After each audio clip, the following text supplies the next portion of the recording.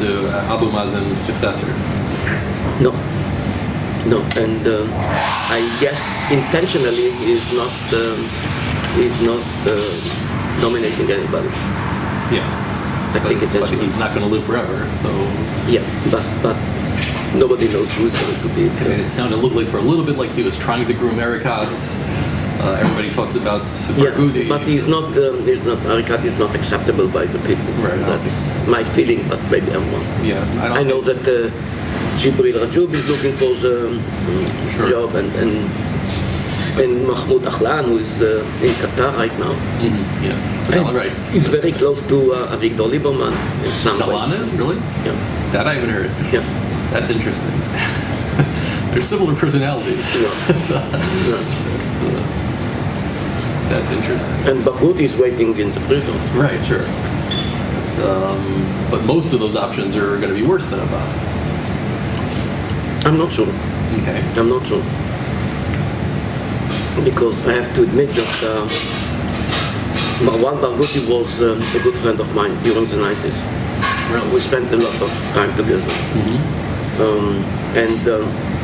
For some years he was serious about going for peace. Mm-hmm. I saw it in my eyes. Really? I published articles about it. Mm-hmm. Something changed at the end of the 90s. Mm-hmm. But for some years he was quite serious about the solution of 2 states for 2 peoples. Really? It changed. Mm-hmm. He changed. Something changed. But in that time he was. So I don't know. That's interesting. I hadn't Now, heard that. my problem with the big left campaign is that they do not convince the Palestinians to make concessions, but on the contrary, what they do is they just convince them not to make concessions. I mean, there is a very famous of Peter Beinart at the beginning of the John Kerry negotiations. Mm-hmm. Don't give up. The first draft is not going to be too good. Don't accept it. Right. Just unbelievable. I mean, you see Peter Beinart sitting in the United States, in New York, and telling the Palestinians not to accept the 2 states for 2 people solution. It's not good enough for Peter Beinart. Yeah, exactly. It's not good enough for him. Right. So he's trying to convince them not to accept it. Mm-hmm. Just unbelievable. Right. I mean, but that's exactly the role of the left camp of the. Needless to speak about the BDS. The BDS is publicly, officially against any kind of solution. Of course. I mean, they are striving for the destruction of Israel. So. Of course. Certainly. But it's, Abbas said this himself. I think it was like Washington Post interview in like 2011. He just said, we can wait. We can keep saying no. It's that things will keep getting better. We're not in a rush. Things are, we're not in bad shape. Life is okay. Yeah, the interview with Bill. Yeah, Jackson. Jackson Bill. Yeah. It was an amazing interview, and but nothing changes. Nothing he says, whether it's in Arabic or English or anything like that, nothing changes anybody's minds. Nobody says, "Wow, look at this guy." It's mind-boggling to me that the things he says are completely ignored, and Netanyahu, they'll parse his statement and say, "Oh, look what he said about the Holocaust. Look what he said about the Arabs voting," and stuff like that. He changes he explained himself 2 hours later, but no, that's what he really thinks. But Abu Mazen talks about poisoning the wells, and it's like, okay. Yeah, I mean, part of the story is that he is conceived as the underdog, so he is allowed. But actually, it's a kind of racism.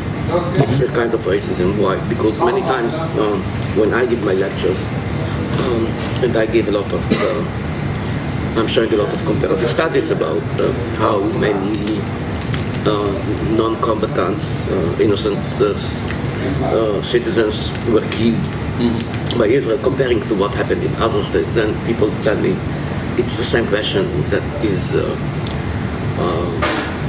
repeating itself all the time, the same question, but we hold you for higher standards. Right. And my answer always is that mainly when it's coming in the United States and when it's coming from students that belong to JVP, Jewish Voice for Peace. Next to you, it's Fatma. Do me a favor. Ask Fatma if she accepts that you will hold her culture, her religion for lower standards. Right. Do me a favor, I'm waiting, please ask her. Right. And of course he's a person said, you see what the difference between you and me? For me, Fatma is equal, not for you. Right. For you, she's allowed to kill whoever. I mean, not No, she.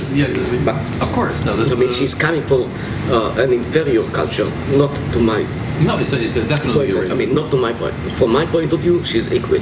right. Anyway, my comparative studies deal with the British Army and the American Army and NATO. I mean, it's not the time saying that Israel is much better than Libya or Syria. I'm saying that Israel is much better than the American Army. Right. Or NATO. I mean, it was Martin Dempsey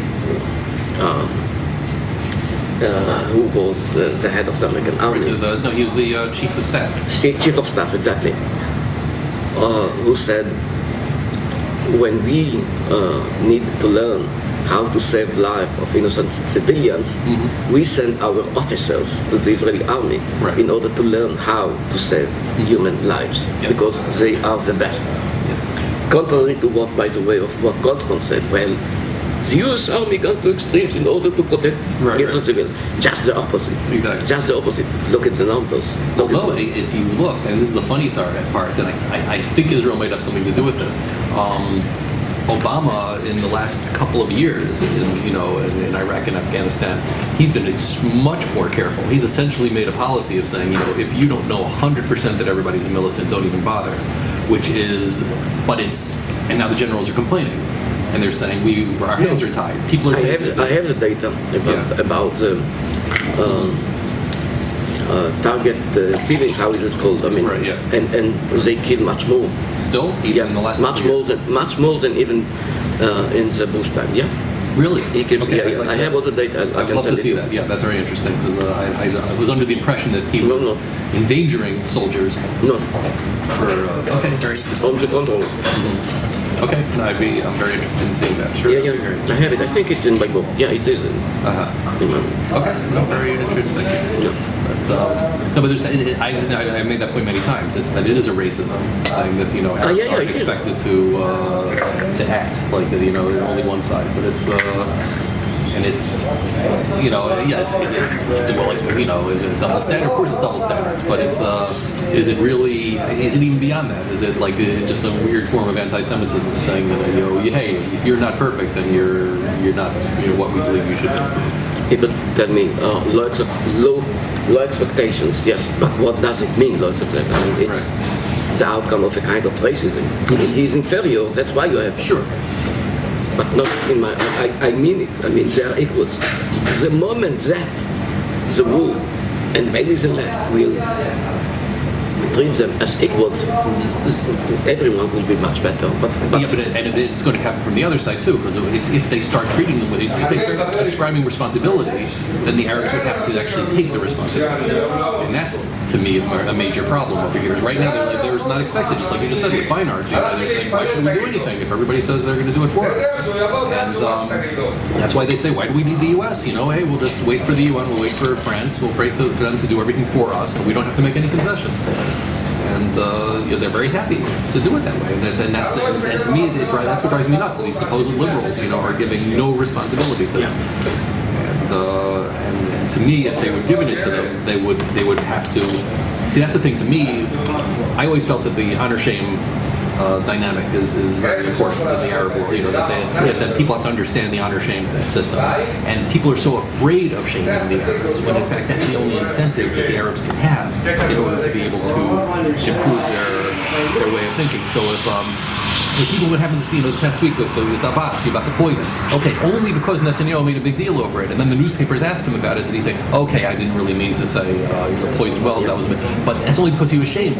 And I have a list of things that Abbas has said that nobody ever asked him about, so he's not ashamed. But they would start, and then if they would start saying, listen, here's what Israel did, give us a map, give us a consent, tell us what your plan is, tell us something, instead of just waiting for you to say no, okay, maybe, nah, not yet, no. Yeah, but the point is that surprise, surprise, but he is perceived by the global media like he is looking for peace. He is the most moderate. I mean, you can see endless publications about his being the most moderate leader among the Palestinians, and this is a tragedy. Yes, he is. Yeah, compared to Hamas, he's moderate. I mean, yeah, he is because he is against violence, for example. I mean, publicly. He is against violence, but we have a problem if he is the most moderate. Yes.